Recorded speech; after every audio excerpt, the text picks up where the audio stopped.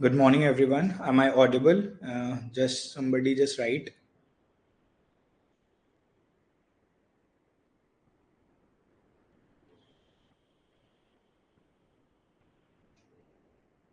Kindly type in chat if I'm audible. Okay.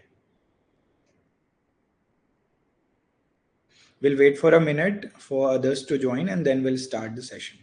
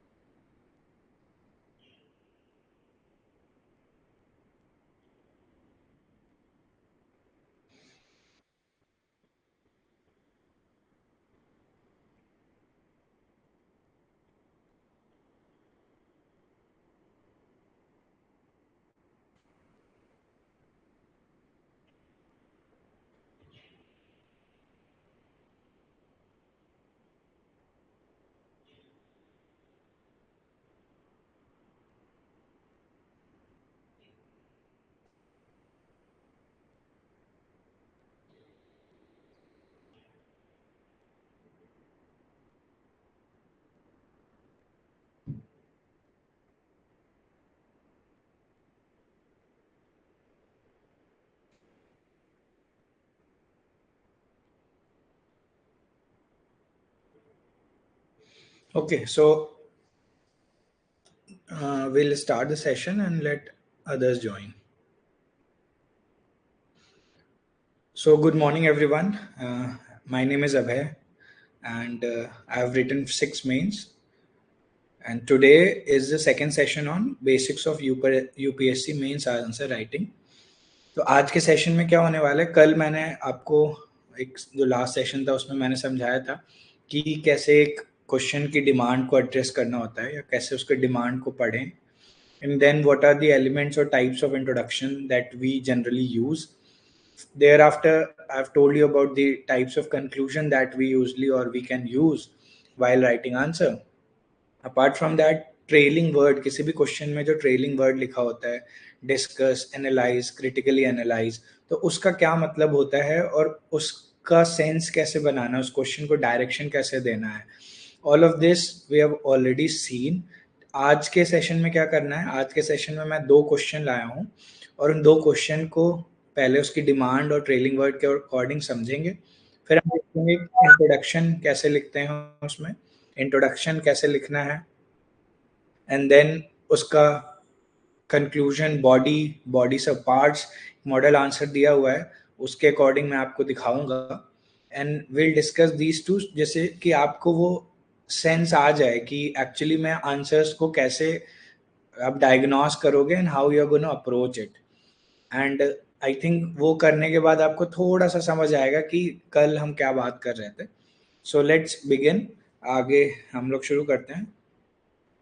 सो ये 2018 का question है. पहले मैं सिर्फ क्वेश्चन दिखा देता हूँ आपको, है ना. द क्वेश्चन इज, ये GS1 का क्वेश्चन है, GS1 का है, 2018 का है एंड 10 मार्कर है.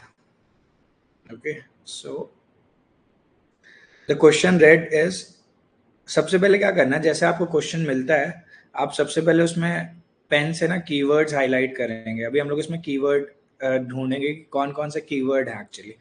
तो सब क्वेश्चन पढ़ रहे हैं, what are the consequences of spreading of dead zones on marine ecosystem. एक चीज आपने देखा होगा, डेड जोन्स को कोट्स में भी लिखा हुआ है, हाईलाइट किया जा रहा है. So what is the your trailing word, what पूछा गया है. एंड व्हाट में जो आप जान ही रहे हो, what means you have to give the details of whatever concept has been asked. Then the thing is consequences of spreading of dead zone. अभी कॉन्सिक्वेंसेज एक और कीवर्ड हो गया. नाउ डेड जोन्स या स्प्रेडिंग ऑफ डेड जोन्स, तो हमारा जो proper keyword हुआ ना वो ये है, उसी में आया आपका डेड जोन्स. बिकॉज हमें कॉन्सिक्वेंस ऑफ डेड जोन नहीं बताना है, consequence of spreading of dead zones बताने हैं. वेयर, उसके आगे एक और कीवर्ड है, ऑन मरीन इकोसिस्टम. हमें किसी और इकोसिस्टम में नहीं बताना है, it's specifically asking on marine ecosystem. So these are the keywords of this question. इसमें क्या पूछा गया, व्हाट बताना है, then we have got a consequence बताना है. एकदम सिंपल, फर्स्ट रीडिंग में काफी सिंपल लग रहा है कि spreading of dead zones on marine ecosystem. As you all know, यहाँ पे जो मैं आपको हाईलाइट करना चाह रहा था कि कई लोग क्या करेंगे, डेड जोन्स को ही कीवर्ड मानेंगे। नहीं, रादर क्या कीवर्ड है, spreading the entire thing is a keyword, and this is the demand of the question. Now आप सेकंड उस पे चलते हैं कि हमने कीवर्ड आइडेंटिफाई कर लिया, हमने ट्रेलिंग वर्ड आइडेंटिफाई कर लिया कि व्हाट पूछा हुआ है। अब इसको हम लोग स्ट्रक्चर करेंगे कि what are we going to write in intro, body and conclusion. तो अभी एक जो सबसे पहले जो आपको क्वेश्चन देखते ही समझ आना चाहिए कि बॉडी बनाते हैं। बॉडी में सबसे पहले तो एक जो एसेंशियल कंपोनेंट है वो है कॉन्सिक्वेंस का, consequence of spreading of dead zones, right. So ये तो बॉडी में आना ही आना है, ठीक है। एंड देन हमारा कंक्लूजन आएगा और हमारा इंट्रो आएगा। अब अगर आप देखो तो बॉडी में उसने पूछा है consequences, and I have already told you कि हम ना प्रॉब्लम सॉल्व करने के लिए आ रहे हैं सिविल सर्विस में। यहाँ पे सिर्फ कॉन्सिक्वेंस ऑफ समथिंग पूछा हुआ है। सो डोंट यू थिंक कि हमको इस for a sense of completion हमें थोड़ा सा एलिमेंट इसको कॉजेज में भी पहले की कॉन्सिक्वेंस हो रहे हैं तो what is causing dead zones, dead zone बन क्यों रहे हैं। तो एक छोटा सा आपको एक दो पॉइंटर, दो तीन पॉइंटर आपको कॉजेज भी बताने होंगे, कॉजेज ऑफ डेड जोन्स या स्प्रेडिंग ऑफ डेड जोन्स। और इसी में आपको थोड़ा सा ना सोल्यूशन, क्योंकि कॉन्सिक्वेंस आपने बता दिया, यू हाईलाइटेड द प्रॉब्लम कि स्प्रेडिंग ऑफ डेड जोन से ये इश्यूज हो रहे हैं, but then how are you going to tackle it. तो इसको भी इसको बोलते हैं implicit demand of the question. implicit demand, as I have already told you in the earlier session कि sometimes direct जो पूछा हुआ है ना उसके आगे पीछे for a completion, देखो आप सिर्फ consequence of spreading zones लिख के आओगे, मार्क्स आएंगे बट मार्क्स कम आएंगे। when you complete the body with, और इतना देखो 2 पेज मिल रहे हैं आपको, 2 पेज में सिर्फ और सिर्फ कॉन्सिक्वेंस लिख के तो आप आओगे नहीं। इंट्रो लिखा, उसके बाद यहाँ से कॉन्सिक्वेंस शुरू किया, तो कितना आप कॉन्सिक्वेंस लिखोगे। तो for that what you have to do, space and content management के लिए आपको इम्प्लिसिट डिमांड पकड़ना है जो कॉजेज हैं, एंड सेकेंड इसी में आपका जो थर्ड आएगा सोल्यूशन होंगे कि इसको हाउ टू ओवरकम इट, है ना। How to overcome, you have to give some sort of solutions. So this is how the body will look like. Body will have 3 parts. Major part ये रहेगा, implicit part ये रहेगा। इन दोनों को cause और solutions दिखाने के लिए आप smart art use कर सकते हो। You can use the flow chart like this कि causes क्या हैं, है ना, एंड solution के लिए भी ऐसे ही use कर सकते हो without wasting lot of time and lot of space। अब हम intro की बात कर रहे हैं।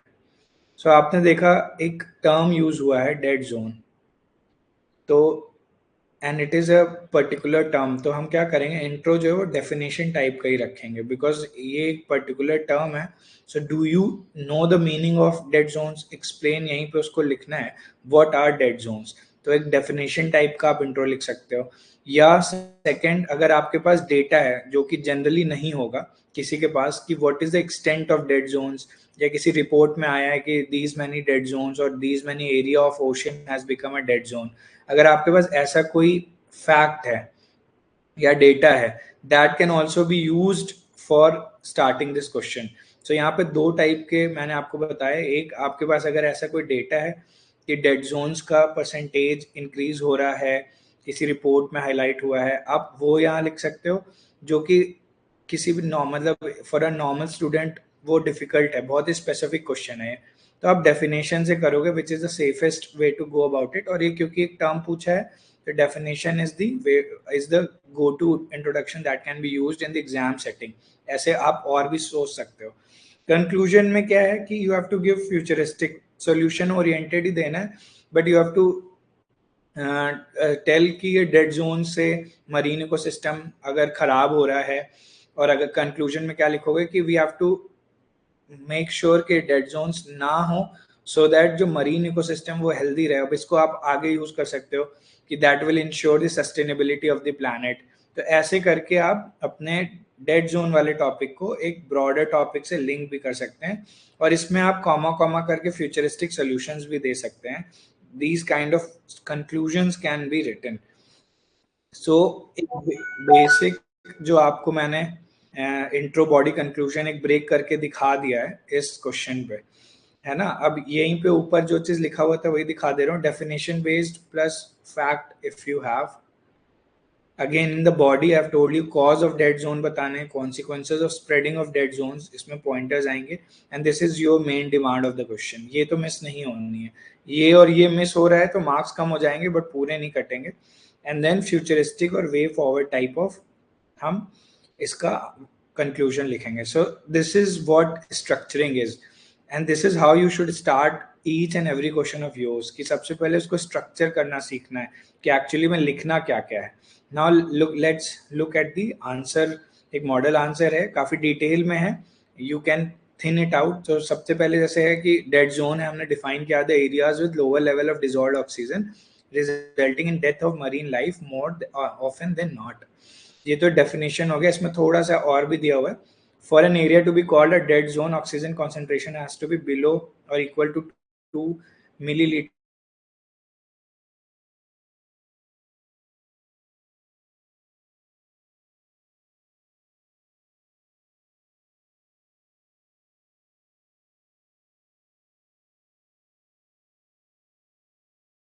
इंग्लिश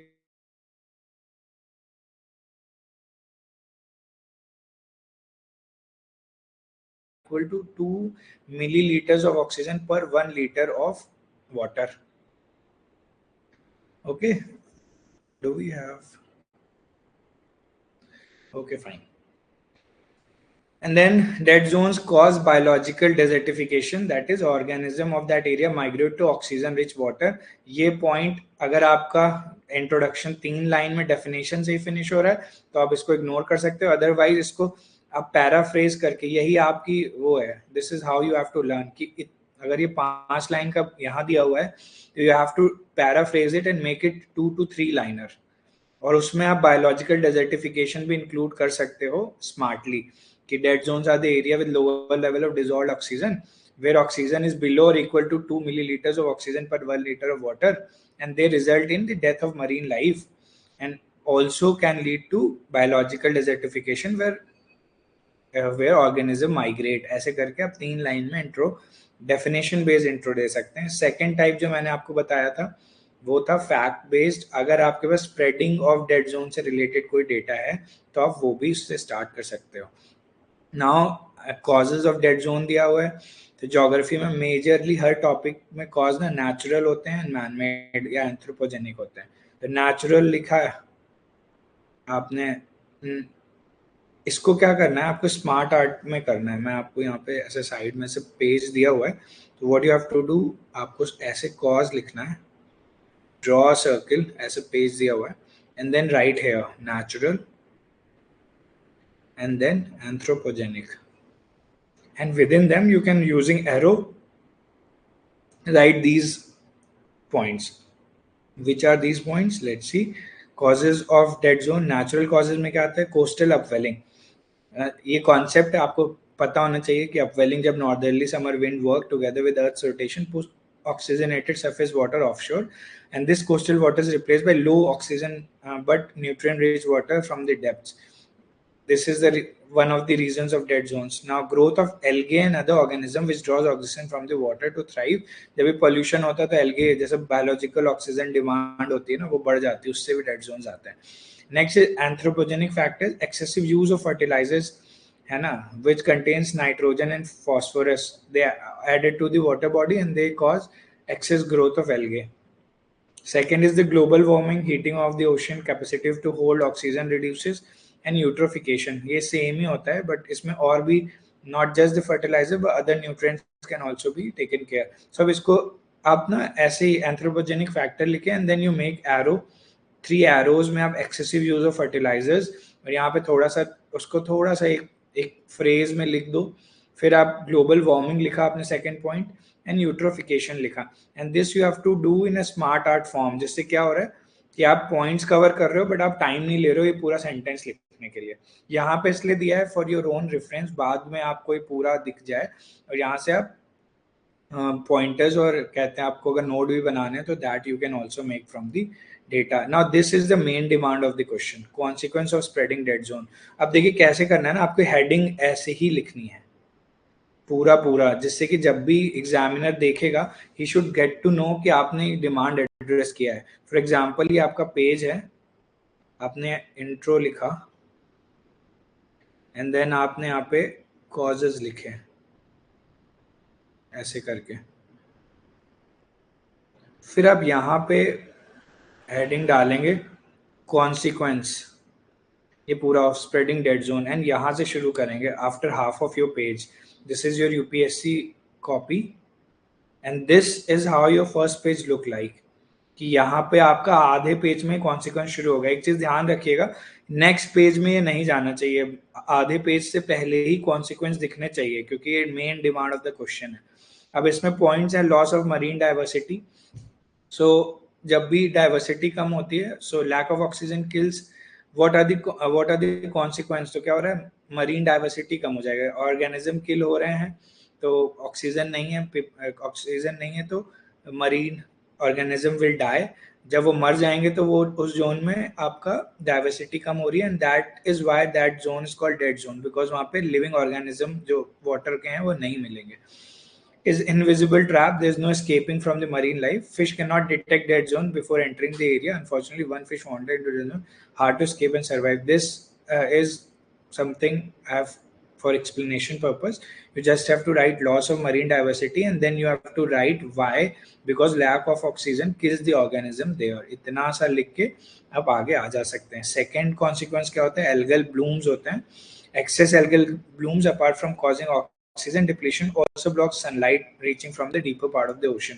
अभी क्या होता है, जब भी एल्गल ब्लूम होता है तो वो ऊपर ग्रीन ग्रीन, आपको अपने ओशन बॉडी देखी होगी या वाटर बॉडी, वहाँ ग्रीन ग्रीन हो जाता है, तो दैट ब्लॉक्स दी सनलाइट, और वो जो स्फोटिक जोन में सनलाइट नहीं जाएगा तो आपके ऑर्गेनिज्म डेथ हो जाएगी. So they also negatively impact the variety of species below the water surface and benthic bottom dwelling. Even plant life जो होती है उसको भी algal bloom खुद इम्पैक्ट करते हैं. That is second consequence. और आप इसको पॉइंट फॉर्म में भी लिख सकते हैं. कॉन्सिक्वेंस है ना, if you 4-5 points, make sure you right the numbers. इससे क्या होता है, साइकोलॉजिकल इम्पैक्ट आता है एग्जामिनर पे कि whatever I have written 6-7 points, so he will also think कि बच्चे ने 6-7 पॉइंट तो कॉन्सिक्वेंस में लिखे हैं, एंड अपार्ट फ्रॉम दैट उसने कॉजेज एंड सोल्यूशंस भी बताए हैं, तो you will get 4-5 marks, which is very good, sometimes more than that. Then overcrowding of animals, कहाँ पे, जहाँ दूसरे जोन्स में मूव कर रहे हैं. अगर ये डेड जोन हो गया यहाँ वाटर बॉडी का, तो इस वाले जोन में ज्यादा ऑर्गेनिज्म होंगे, which will also cause problem, because oxygen की डिमांड वहां भी बढ़ जाएगी. इंक्रीज कॉम्पिटिशन में result in extinction of endangered species, leaving to competition for existing resources. Third ये हो गया आपका. फोर्थ है harmful to human health, elevated nutrition level. Algal bloom can also cause problem in drinking water in communities. Now ये हम ना human geography की तरफ लिंक कर रहे हैं, which is very considered very good, कि आपने फिजिकल जोग्राफी के रीजंस कॉन्सिक्वेंसेस समझाए, and then you are moving towards the human geography. ये एलिमेंट आपको मिक्स करके लाना है, because geography is all about man and environment, physical and human geography. Effect biochemical cycles, आपके बायो जियो केमिकल साइकिल्स होते हैं. You must have read, oxygen cycle है आपका, है ना, फॉस्फोरस नाइट्रोजन साइकिल्स है. तो deoxygenation affects marine bio geo chemical cycles, in particular phosphorus availability, as said I have just said, and other also. Next is the loss of livelihood. आप कर क्या सकते हो, जैसे यहाँ पे पॉइंट को 4-5-6 पॉइंट्स दिए मैंने, तो आप ये जो effect of bio geochemical cycle है, इसको 4th पॉइंट बना के आप harmful to human health and loss of livelihood, जो कि ह्यूमन जोग्राफी दिखा रहा है, आप लास्ट में लिख सकते हो, है ना. तो दोनों क्लब हो जाएंगे, एक लॉजिकल सीक्वेंस बन जाएगा आपके बॉडी के आंसर में. Loss of livelihood how, so biodiversity that exist under water, fishery specially fish die कर रही हैं, तो आपकी लॉस ऑफ लाइवलीहुड हो जाएगा. This lead to economic instability of local fishermen that I've just said, who are dependent on marine life, such as fishermen, pearl farmers, sea cucumber. तो इनका loss of livelihood हो जाएगा. उसको example ऐसे for example करके भी आप लिख सकते हो. So this is how 6 pointer consequence can be written. Now अगर आप सिर्फ consequence लिख के छोड़ दे रहे हो तो आपका आंसर इनकम्प्लीट है लॉजिकली. सो एक सोल्यूशन या स्टेप्स आप ऐसे हेडिंग भी डाल सकते हो, steps to prevent spreading zones. Heading डाल के आप अगेन एरो करके आप 2-3 पॉइंट लिख सकते हैं, विच इज लाइक ये सोल्यूशन दे रहे हैं हम लोग. Eliminate human related nutrient pollution at their main sources.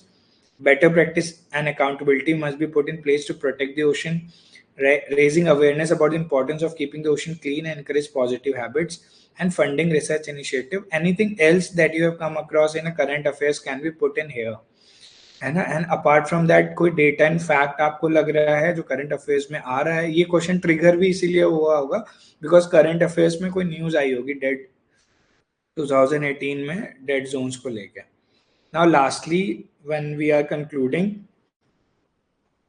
सो यहाँ पे देखो इन्होंने ना IUCN रिपोर्ट को यूज किया है, and this is one of the very good conclusion कि you have read, you are thorough read. Deoxygenation is everyone's problem and hence comprehensive nutrient management strategies. ये की टर्म्स हैं जो आप किसी भी आंसर में लिख सकते हो, है ना. ये सॉल्यूशन टाइप के होते हैं. Inclusive judicious use of fertiliser, या आप एग्रीकल्चर में भी आप सेम फ्रेज यूज कर सकते हो. Nutrient recycling method, prevention of nutrient run of must be adopted. ये आपका ना GS3 में भी कई जगह पोल्यूशन रिलेटेड या इन्वायरमेंट रिलेटेड उसमें ये फ्रेजेस एज इट इज उठा सकते हैं. Best of waste management techniques are to be adopted, focusing on reduction of organic waste. और इसके आगे आप लिख सकते हो so that we achieve sustainable development, या we can have pollution free marine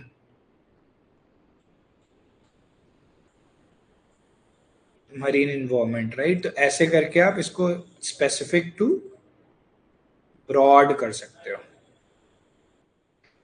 So this is how the answer, this was the content of the answer and this is how the structure to be done. तो ये सारा काम आपको 7 से 8 minute में करना है. When you have the content you can do it, और आपको सबसे पहले ये लर्न करना है. Now after this I will take the second question, and दोनों क्वेश्चन के बाद I will take if you have the doubts, right. So second question मैंने GS2 से उठाया. Again this is 2018 का question. Now this time I have taken a bit a type of question जो कि थोड़ा सा इनिशियली समझने में आप लोगों के लिए इशू आता है जिन्होंने बिगिन किया है. तो क्वेश्चन है this multiplicity of various commission, यहाँ पढ़ते हैं यहीं पे करें, of various commissions for vulnerable section of the society leads to the problem of overlapping jurisdiction, duplication of function. Is it better to merge all commission into an umbrella human right commission? Argue your case. And earlier session argue की term, argue वाले term पे I have got a query, so I have included that question here itself. So अब इसमें हम लोग again keywords देखेंगे. इस question में कीवर्ड क्या है, ट्रेल और ट्रेलिंग वर्ड क्या है. तो सबसे पहले तो एक पूरा स्टेटमेंट दिया हुआ है. ऐसे क्वेश्चन बहुत जनरल आते हैं यूपीएससी में. एंड सेकेंड पार्ट में दिया is it better to merge. So is it better and argue, तो यहाँ पे आपका ना एक साइड चूज करने के लिए या एक ओपिनियन देने के लिए आपसे क्वेश्चन पूछा गया है ना. सिमिलर टू कमेंट, अगर यहाँ पे सिर्फ ये लिख देते हैं ना, comment on merger of all the commission into umbrella human right, तो ये चीज सेम आंसर आता इवन आर्ग्यू पे भी और कमेंट पे भी. तो अभी एक चीज तो समझ गया कि हमें ये बताना है कि बट अभी ये क्या करना कैसे वो भी देखेंगे. बट क्या इस पार्ट का कोई यूज नहीं है जो स्टार्टिंग में है? नहीं, ये एक डिमांड है आंसर क्वेश्चन की, और अगर ये आप नहीं कर रहे हो तो आप आंसर मिस कर जाओगे. अभी इसने क्या बोला, मल्टीप्लिसिटी ऑफ वेरियस कमीशन, एक तो ये कीवर्ड है, and specially for vulnerable section. तो यहाँ से आपको समझ आना चाहिए कि national human right commission, national commission on child right और वुमेन का हो गया, SC ST OBC हो गया, ये सारे वल्नरेबल सेक्शंस को एड्रेस करते हैं. Of the society leads to the problem of overlapping jurisdiction. तो यहाँ क्या पूछा है, there is a problem and duplication of function. तो आप जब अपना बॉडी शुरू करेंगे, let me write here body, तो आपको ये वाला पार्ट एड्रेस करना है कि लीड्स टू द प्रॉब्लम जो डुप्लीकेसी हो रही है, और ये इसको सब्सटेंशिएट करना है. हाउ, 1 2 3 4 पॉइंट आप देंगे कि ये वाला पार्ट आप दिखाओ कि हाउ दिस इज हैपनिंग. आप एग्जाम्पल कोट कर सकते हो और there are various other points which we will write. So ये वाला एक जो बॉडी का बहुत इंपॉर्टेंट पार्ट है ना, आपको मिस नहीं करना है ऐसे क्वेश्चन में जहाँ स्टेटमेंट दिए होते हैं. नाउ सेकंड पार्ट क्या पूछ रहे हैं, is it better to merge. तो अगर इज इट बेटर में है तो प्रो देंगे आप, कॉन्स देंगे आप. So is it better to merge, तो मर्ज करने वाला जो क्वेश्चन पूछ रहा है उसमें आपको दो पार्ट एड्रेस करने हैं, प्रोज एंड कॉन्स.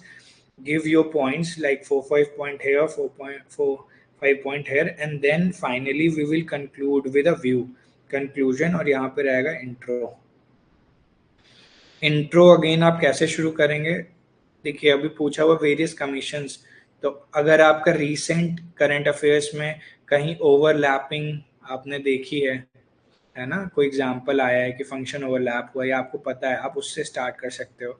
कुछ नहीं मिल रहा है तो आप एक कॉन्टेक्स्ट दे सकते हो कि why this commissions have been made, है ना, what are their work, significance क्या है, क्यों बनाए गए हैं, and why were they needed. ऐसे करके आप व्हाई आंसर कर सकते हो कमीशंस में.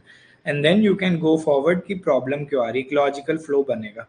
सो लेट्स सी, हिस्टोरिकल और डेफिनेशन बेस्ड इंट्रोडक्शन यहाँ भी दे सकते हैं. हिस्टोरिकल इवोल्यूशन वही चीज बोल रहा हूँ कि why were the need of commission और व्हाट आर देयर रोल और significance. And then in the body discuss the kind of problem arise due to multiplicity of commissions. First part जो कि आपके first statement से आएगा, ये address करना कई लोग miss कर जाते हैं, and that leads to lesser marks. And this is the main crux of the question. What are the significance or the pro and the limitation cons associated with the merger of commissions? And we have to conclude our view. See, our view का मतलब होता है the view which is prevailing and which is like acceptable also. आप extremes में मत जाइएगा UPSC answer writing में. So let's see the introduction. What is here?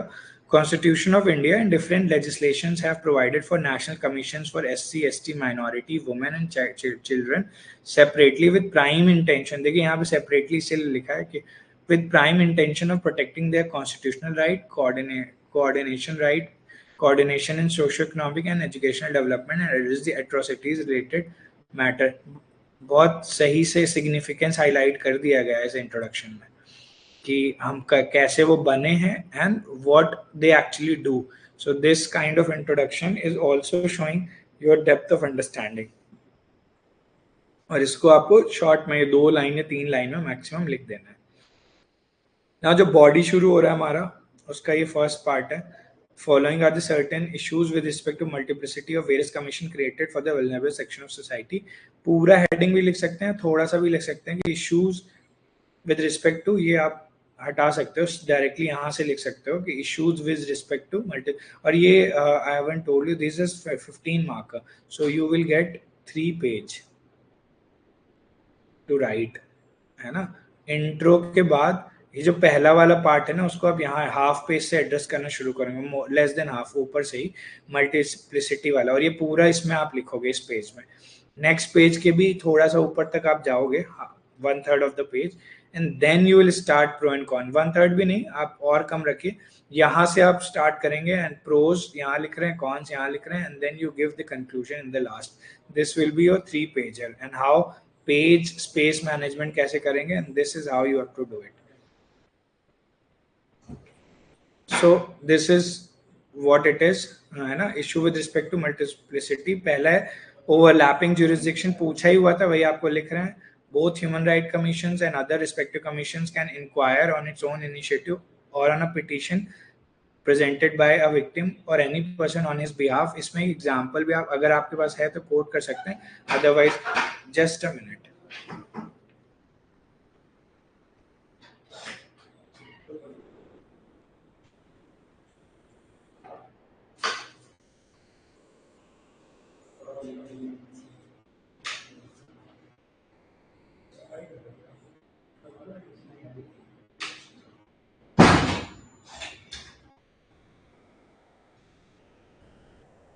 Sorry for the interruption. So here we were, overlapping jurisdiction. आपको बताना है कैसे करते हैं. देखिए, ह्यूमन राइट वायलेशन किसी चाइल्ड का हो रहा है, किसी वुमेन का हो रहा है, किसी SC या आपके ST पर्सन का हो रहा है, तो वहां भी माइनॉरिटीज में हो रहा है, तो वहां human right commission can also inquire. So this is how overlapping jurisdiction they have. Data duplication, now how they all maintain their own list, so someone can be woman and she can belong to SC all category also, and this is how data duplication in preparation of their list is there. Low financial independence, ये आप नीचे लिख सकते हैं कि उनको recommendatory bodies है ना, तो टूथलेस टाइगर्स हैं ऑल ऑफ देम, ऐसे करके है ना, they all recommend, and this is said bye multiple commissions also कि उनको पावर देना चाहिए इन्फोर्स करने का. फिर इंटर कमीशन कॉन्फ्लिक्ट्स आता है due to politicisation of commission, absence of checks and balance. एक जो भी कोई एक पर्टिकुलर इशू है वो एक दो कमीशन खुद से उठा लेते हैं, and then they also get influenced, right. Intervention in any proceeding, अभी किसी भी कोर्ट में कोई भी केस चल रहा होता है, वहां पे कोई भी कमीशन उसमें इंटरवीन कर देता है. So there is an allegation कि आपका ओवरलैप हो रहा है फंक्शंस में. Undertake and promote research, this is a common point, ये सभी लोग करते हैं, अलग अलग करते हैं. Human right of every section of society. यहाँ क्या हो रहा है, डुप्लीकेशन ऑफ वर्क दिखता है कि सब लोग अलग अलग रिसर्च कर रहे हैं. कोई वुमेन में कर रहा है, तो women is not just one group, वहां पे आपको माइनॉरिटी में भी दिखेंगी women who are SC, who are ST, or those who are OBC. The same work is done by women human commission, and same work is again duplicated by these other commissions. So this is the last point, duplication of function, like both human right commission and other respective commission can initiate proceeding for vulnerable section, है ना, जो अभी ऊपर भी मैंने ये point highlight किया. तो through these point you are substantiating that how they are having overlapping functions. Question क्या था, overlapping jurisdiction and duplication of function. Duplication कैसे दिखाना, रिसर्च कर रहे हैं डुप्लीकेट हो रहा है, लिस्ट बना रहे हैं डुप्लीकेट हो रहा है. ज्यूरिसडिक्शन डुप्लीकेट कैसे हो रहा है, they can like intervene in court cases also. Same strata can be women, SC, ST similarly, है ना. So after substantiating these points, you move on to the main demand of the question. यहाँ पे एक line है, we can emphasize to create an umbrella organization like Human Rights Commission, and you find all the it would be feasible for a commission aiming to secure Human Rights Commission. यहाँ पे अभी तुरंत हमें अपना opinion नहीं लिखना है. This you have to like, this is just for your reference. अभी पहले हमें प्रोज एंड कॉन समझाने, उसके बाद हम अपना व्यू देंगे. सो ये main demand of the question आ गई. Merging of commission into unified one has both significance as well as limitation. तो आप सिग्निफिकेंस या मर्जर की तरफ क्या बताओगे कि इट विल एड्रेस व्हाट, जो क्वेश्चन में प्रॉब्लम दी हुई है वही एड्रेस होगी. Removal of multiplicity of data will help in more sector specific policy formulation keeping in mind different vulnerability faced by them. जैसे मल्टी डायमेंशनल पॉवर्टी इंडेक्स होता है ना, उसी तरह एक सेगमेंट को आप टारगेट करिए from all the angles rather than individually. Now synchronisation of effort, वो चाहे ह्यूमन राइट का हो या स्टेट एजेंसी का हो, डिस्ट्रिक्ट या लोकल लेवल पे हो या अदर कमीशंस भी हो, इनका वर्क रिड्यूस हो जाएगा इफ दे सिंक्रोनाइज इट, है ना. तो ये that is also positive if we merge all of them. More physically and politically wise, physically wise मतलब सेम बजट यूज हो रहा है तो you can do more rather than same ही, मतलब सेम ही सेगमेंट पे आप अलग अलग कमीशन बजट यूज कर रहा है बट आउटपुट कम आता है. Physical independence and power, it also come from here if you are financially independent. So आपके पास स्ट्रेंथ ज्यादा होती है किसी भी कमीशन पे. And we can have separate human right codes, more efficient protection of human right of vulnerable section of the society. इसमें क्या है, सारे के सारे civil code जैसे work कर रहे होते हैं, and that is also creating duplication of work and jurisdiction overlap. So ये सारे फायदे हैं आपको, यहाँ 5 पॉइंट हैं आपके फायदे में, 1 2 3 4 5, okay, and 6 also is there. A single point grievance redressal mechanism. Now this will ease of doing anything, जो होता है ना ease of doing. आपका कोई ग्रीवेंस है, you don't have to see कि मेरे को किस कमीशन के पास जाना है. समटाइम्स यहाँ जाएंगे तो बोलेंगे कि नहीं नहीं वुमेन वाले में ये एड्रेस किया जाएगा. So this reduces your ease of doing something, right? So this is one of the 6 points. Now limitations हम देंगे, cons में आ गए. Historical drag क्या समझा रहे हैं, NCBC was created separately from NCSC because NCSC was unable to give emphasis on issues of NCSC. अभी नया भी हमने बना दिया है कॉन्स्टिट्यूशनल कमीशन फॉर NCBC वाला, तो क्या हो रहा है, they don't have the workforce to look after each and everything, so that is also a problem. Second is unequal representation. For example, even current NHRC doesn't have single woman on its governing body.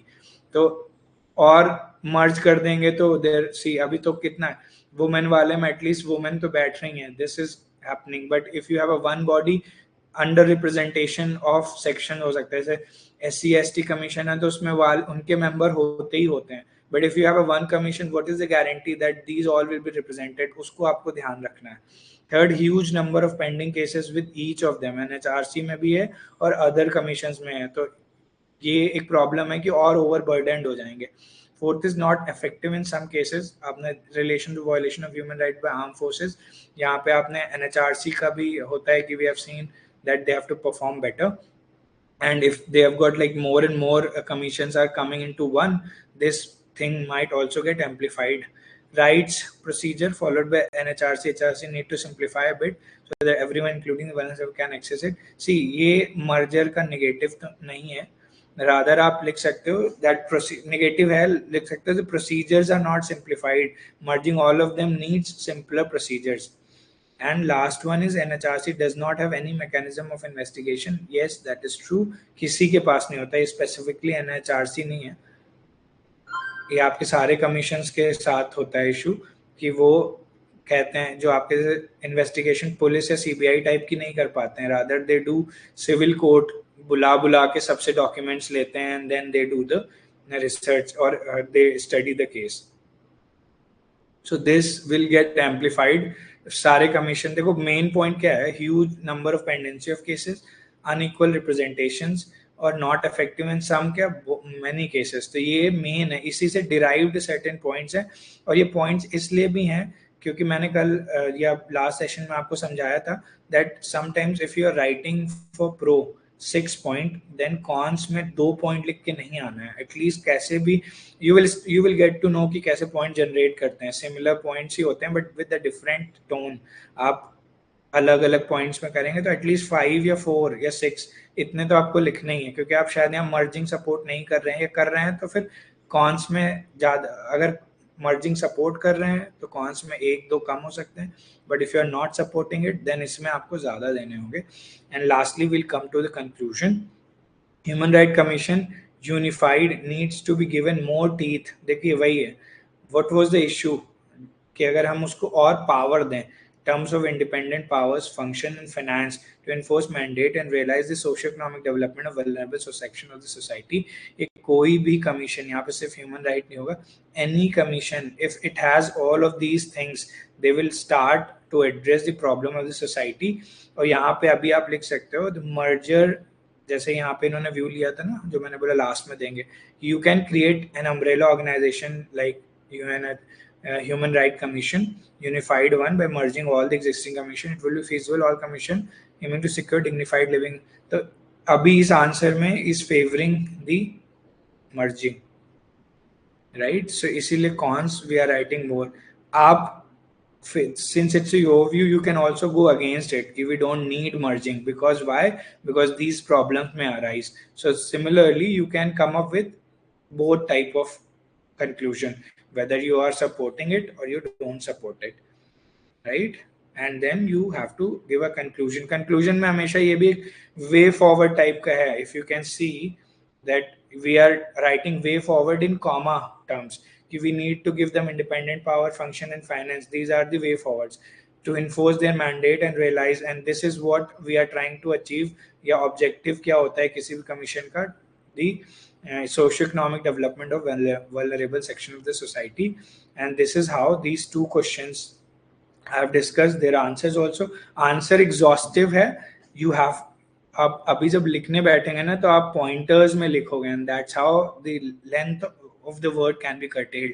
But जब आप पढ़ने बैठो तो आपके पास enough content पढ़ने के time पे होना चाहिए, right? So these are the 2 questions. सबसे important जो मैं एक बार फिर से before concluding this session and taking the आपके doubts, एक बार मैं फिर से conclude कर रहा हूँ कि किसी भी क्वेश्चन में सबसे पहले कीवर्ड्स देखने हैं कीवर्ड्स देखने के बाद उसकी डिमांड्स क्या हैं वो देखनी है, तो हम तुरंत बॉडी को डिवाइड करेंगे कि what are the demands, and then depending when once body is done will see कि डेफिनेशन बेस्ड इंट्रो लिखना है कि करंट अफेयर या कॉन्टेक्चुअल लिखना है, एंड देन कंक्लूजन में वे फॉरवर्ड या फ्यूचरिस्टिक कैसे देना है. This you have to decide within first 1 minute से भी कम ही लगता है. यू डोंट मतलब इट हैपेंस पैरेलली, तो मैं एकदम एग्जैक्ट टाइम नहीं बताऊंगा आपको कि इतना मिनट लगता है.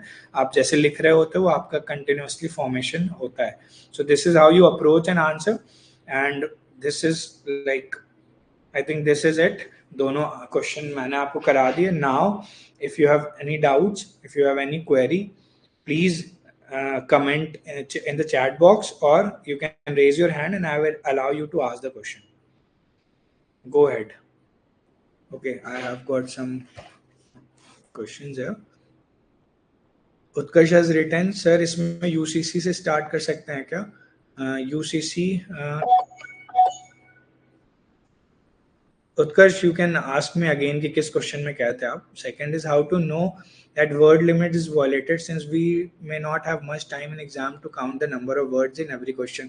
आपको काउंट नहीं करना होता है, आप स्पेस देख के ही आपको वर्ड समझ आ जाएगा. शुभम, जैसे मैंने वो डिवाइड किया ना कि if you have got 2 page, then intro लिख रहे हैं आप, एंड देन आपने यहाँ से शुरू किया डेड जोन के कॉजेज, देन कॉन्सिक्वेंस, वो आपकी ना वर्ड लिमिट अडेयर हो जाएगी. बहुत डेंस आप लिख रहे हो, और नहीं तो आप अपना ना एक राइटिंग स्टाइल देख लो. एक पेज पे एक लाइन में आप कितने 5 से 7 एवरेज वर्ड्स लिखते हैं लोग, है ना. टोटल 5 to 7 लिखते हैं. And if you are writing 5 to 7, तो अगर आपने 10 लाइन लिखी है तो 50 वर्ड हो जाएंगे. ऐसे करके आप नंबर ऑफ लाइन से अपनी राइटिंग जो आप कर रहे हो वो आपको चेक करना है कि मैं एक पेज में कितनी लाइन्स लिखता हूँ और एक लाइन में कितने वर्ड होते हैं, एक general. And then exact pin pointed words count नहीं करने होते हैं.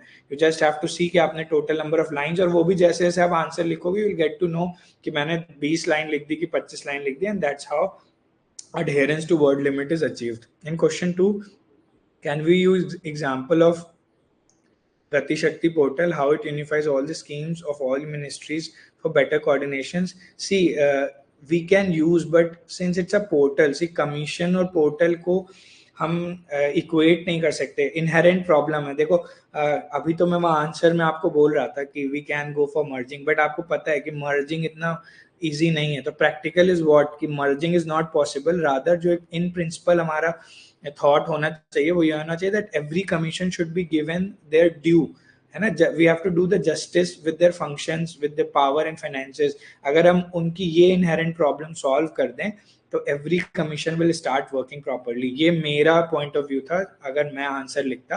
अगर आपका कुछ अलग है तो आप कर सकते हो. बाकी पोर्टल का एग्जांपल से बेटर है कि you can write that some ministries have been combined to achieve certain kind of coherence, वो आप दे सकते हो, not just the portal. Sir second question में बैलेंस कंक्लूजन भी लिख सकते हैं क्या? बैलेंस्ड कर सकते हैं. बैलेंस कैसे करेंगे?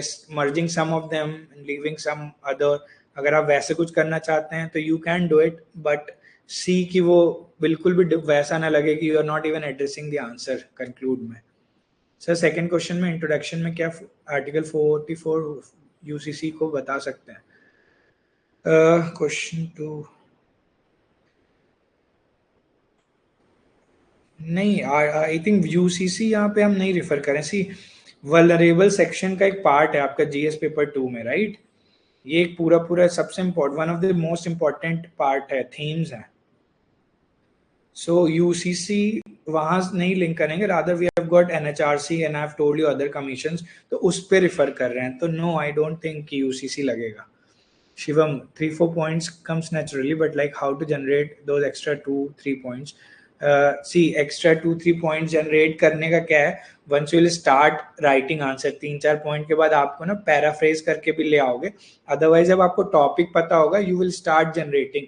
The more your content become or your broader understanding become of any topic, जैसे जैसे आप पढ़ोगे, अभी individual commissions पढ़ रखा होता अगर आपने, तो यहाँ point generate करना बहुत आसान हो जाता. अगर आपने इंडिविजुअल सारे कमीशंस के प्रीवियस ईयर क्वेश्चन भी आ रखे हैं, अगर वही करा होता तो आप देखते हैं NHRC is one of the very important topic, bar bar questions पे आता है पीवाईक्यू में. तो आपको ना if you have done similar kind of question multiple times, तो आपको एक्स्ट्रा पॉइंट्स वहां से आप बोरो कर सकते हो. That will come once you start writing, practising. धीरे धीरे आपके पास कंटेंट बहुत सारा हो जाएगा. Next is, do we have to take any stand in merger questions or neutral at the end, even though question asks for taking stand? Stand वही है. See, I told you, जैसे वहां पे जो conclusion लिखा है ना, that we have to give more power, more finance. अब PRIs में भी यही होता है, more finance power, उनको independence देना है. This is the stand. आप मतलब जब भी पढ़ोगे ये natural stand है, इससे बहुत हट के stand आप ले भी नहीं पाओगे, और ले रहे हो तो उसको आप justify कर लो तो आप ले सकते हो, है ना. Sir, solution should be part of conclusion. That depends. Conclusion में इसलिए यहाँ पे नहीं बोला मैंने, because तब conclusion इतना बड़ा दिखेगा ना आपका इस वाले पार्ट में, कि हाफ पेज के बाद कंक्लूजन ही दिखाई दे रहा है. बट इन सम क्वेश्चन जहाँ पे आपके अभी यहाँ पे जैसे लिख दिया होता है what are the causes and then consequence पूछा होता है इम्प्लिसिट, एंड देन आपके पास कॉज लिखने के लिए आधा पेज चला जाता, तब जब आप सोल्यूशन लिखते तो आप उसको मर्ज कर देते कंक्लूजन के साथ. ये understanding as you proceed, as we solve the question, you will get to know कि कहाँ पे कंक्लूजन या वे फॉरवर्ड को कंक्लूजन से मर्ज करना है, और कहाँ पे स्पेस भर नहीं रहा है तो उसको बाहर निकाल लेना है. For second question, if we agree with merger, then doesn't it look like we are not supporting the action of government, as government has recently separated the vulnerable commissions?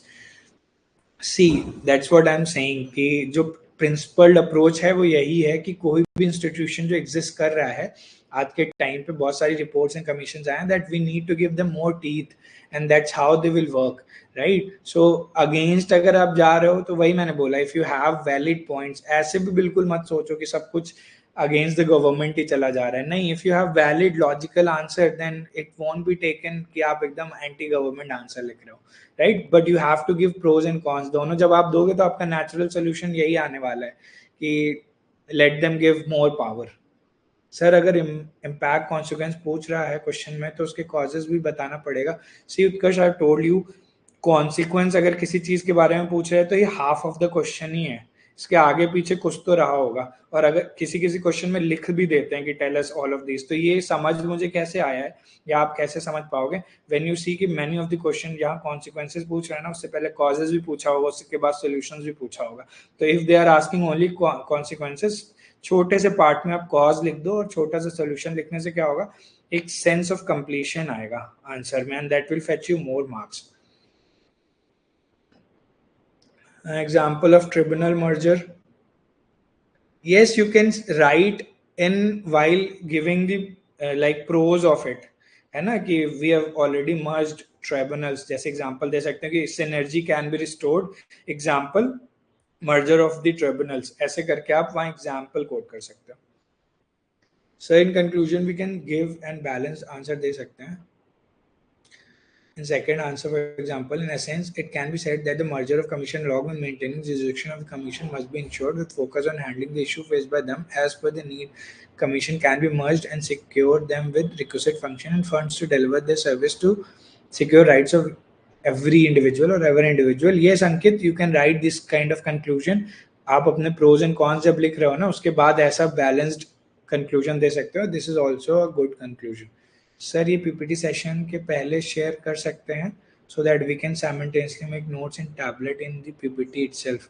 Sir अच्छा, okay okay, you are asking for answers before writing. ये मैं देख लूंगा team के साथ how they are going to do it, right. Next is, sir, if the first question is like what are dead zones and explain its consequences, then what should be written in intro as definition of dead zones come in body. What are the dead zones? आपका intro और जो आपकी body part का what है ना, वो intro, ये जो व्हाट इज डेड जोन है ना, this itself is your introduction as well. ये आपको समझ आएगा. बॉडी का पार्ट भी होगा और वो इंट्रो में भी होगा डेड जोन्स. और आप ऐसे भी लिख सकते हो, जब आपने व्हाट एड्रेस कर दिया और आप कॉन्सिक्वेंस अगले उसमें बता रहे हो तो उसके बीच आप कॉजेज भी भरोगे. Try and see it in the entire spectrum. एक आपको सिर्फ मैं ये बोल रहा हूँ, write short note on dead zone. अब ये अकेला ही चाहे कितने भी टाइप के क्वेश्चन में एड्रेस करेगा. आप इसमें व्हाट लिखोगे जो इंट्रो में जाएगा, then what causes dead zone, what consequence it will have, and then what are the solution. यही 4 पार्ट हैं इस क्वेश्चन के. एंड डिपेंडिंग अपॉन क्वेश्चन कैसे पूछ रहा है, रेलेवेंट इंपॉर्टेंस देंगे. कॉन्सिक्वेंस को मेजरली लिखेंगे कॉजेज और सॉल्यूशंस को, आप छोटे से डायग्राम से दिखा के निकल जाएंगे, बहुत ज़्यादा टाइम नहीं देंगे. And this is how it has to be done if it is even asked what पूछ लिया है पहले तो. Can we make up hypothetical example if we don't remember the example to exam? No, hypothetical. You have to tell me what. See, examples fake नहीं करने हैं. If you know, you know. If you don't know, don't make up example. Sir, कल वाली PDF भेज दीजिए. अच्छा, कल के answers की. I'll see. I'll talk to the team. I'll message them. If possible, they'll send you the PPT. Any more questions? Kindly drop in comment or chat box, or you can directly ask me.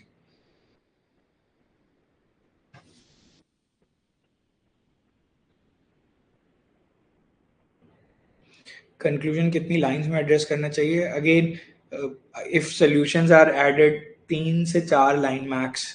3 line 4 line is maximum that you can write in any conclusion.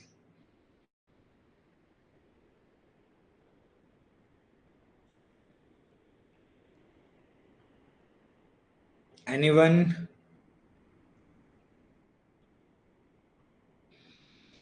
Okay, then we'll finish up this session.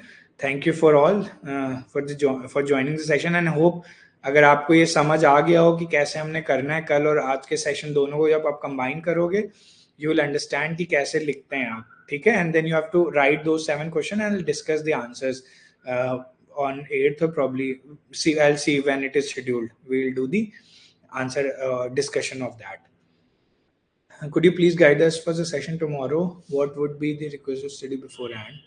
Sir, argue वाले question में opinion देना compulsory है, balance conclusion दे सकते हैं. See, opinion can be both extreme as well as balance. So opinion तो लिखना है, वो आप वन साइडेड ले लो या बैलेंस लिख लो, both will work, right? And then could you please guide us for the session tomorrow?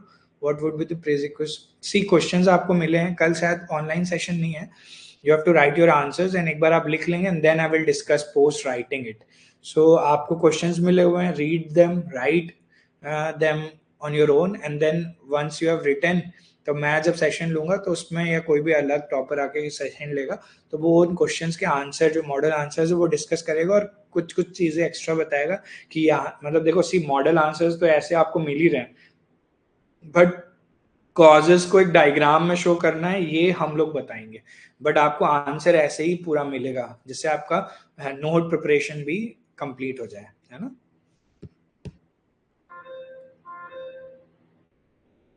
Sir, if our view doesn't align with current government policy और समहाउ साउंड नेगेटिवली. देखिए, कभी भी आप अगर if your view is not aligning with the government, you don't have to write just the criticism of it.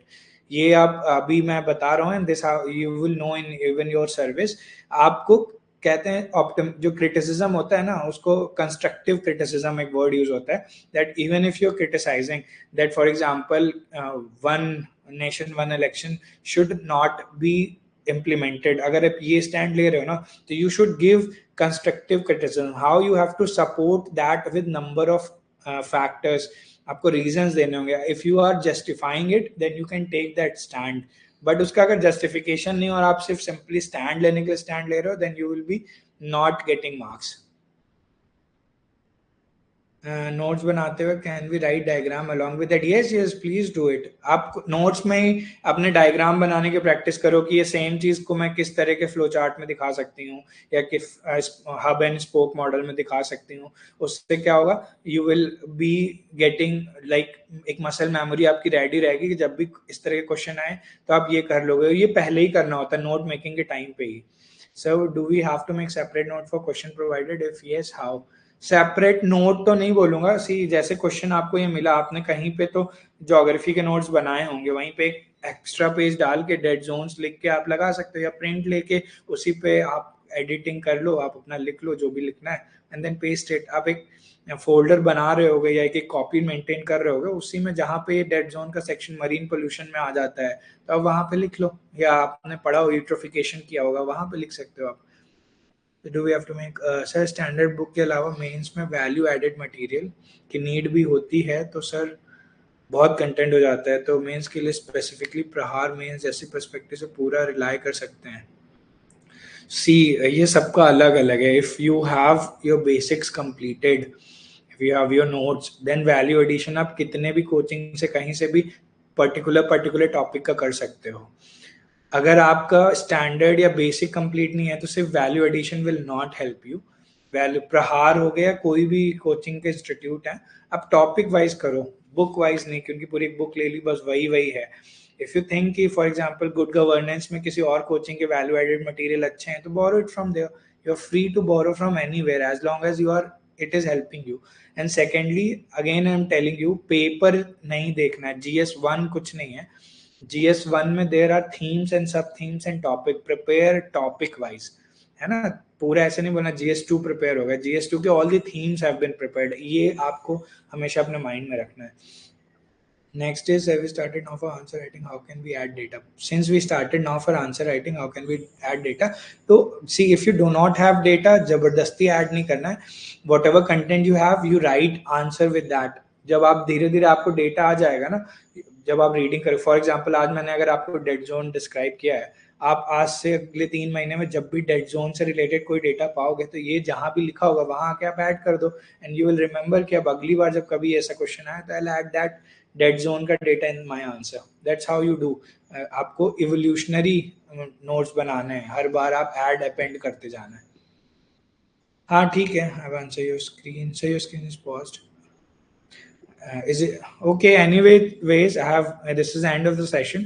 I think it was not problem with everyone. Okay, so we'll end here, and you start writing your answers, and we'll discuss those answers, and the doubts we'll take up in the further sessions. Right? So thank you everyone. We'll end the session now.